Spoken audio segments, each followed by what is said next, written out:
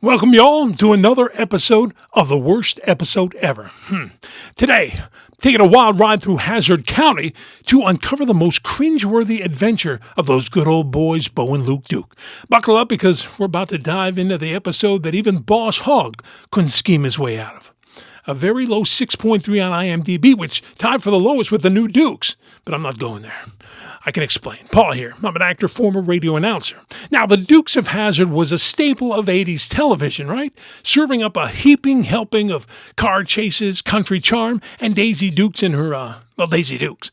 But even the General Lee can't outrun a bad script, and boy, howdy did we find a doozy. Before I get into the nitty-gritty, let's take a moment to appreciate the show's legacy. It was good. For 7 seasons, the Duke boys kept us entertained with their high-flying hijinks and high-flying car and their southern hospitality. But every family has a black sheep, and for the Dukes, Season 7, Episode 15, Strange Visitor to Hazzard. Now let's break down this cornpone catastrophe. All begins when a mysterious stranger rolls into Hazzard County, claiming to be an alien from outer space. Yeah, you heard that right, an alien in Hazzard. This extraterrestrial fella's got the whole town buzzing faster than General Lee hitting an off-ramp, or any ramp. Bo and Luke, being the good-hearted country boys they are, decide to help the visitor get home. Meanwhile, Boss Hogg, smelling a chance to make a quick buck, tries to capture the alien for his own nefarious purposes. Enos and Roscoe bumble their way through the investigation as usual, providing more laughs than actual law enforcement, as usual. The plot thickens when he starts displaying some otherworldly powers. This sends Hazzard into a full-blown UFO frenzy, with everyone from Uncle Jesse to Cooter getting in on the extraterrestrial action. In true Dukes fashion, the episode culminates in a wild car chase, Bo and Luke trying to get their visitor home while evading Boss Hogg and his minions. The resolution?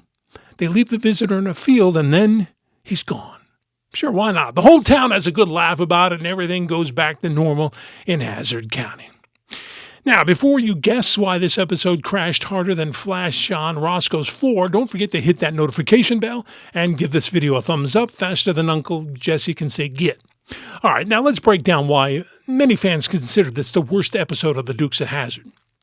Straight too far from the show's formula. Fans tune in for car chases, country hijinks, not sci-fi shenanigans.